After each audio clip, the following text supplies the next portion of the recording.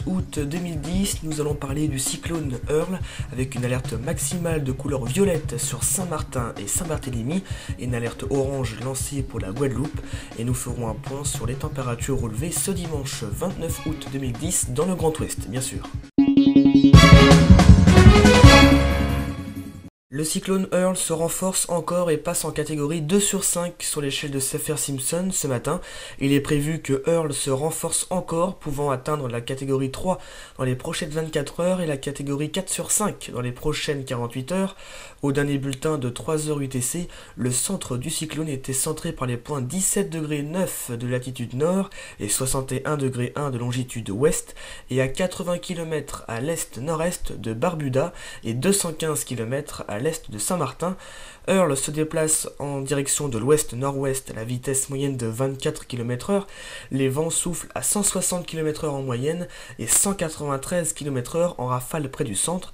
La pression est estimée à 971 hectopascales.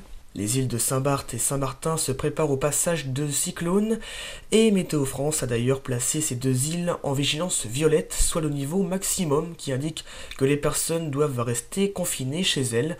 La Guadeloupe passe elle en vigilance orange et la Martinique en vigilance jaune. Les habitants des îles jumelles d'Antigua et Barbuda dans les Caraïbes, où des vents modérément forts ont commencé à souffler, se préparent dimanche soir aux rafales violentes et aux fortes pluies, devant accompagner le passage d'Earl. Les habitants ont barricadé dimanche maisons et commerces et ont dévalisé les supermarchés, alors que les météorologues prévoient environ 13 cm de pluie.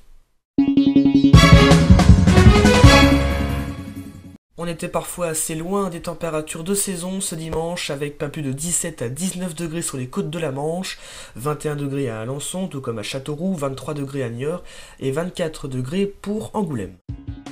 C'est la fin de ce journal, merci à vous de l'avoir suivi. On se retrouve ce mercredi 1er septembre pour un nouveau journal. Très bon début de semaine à tous.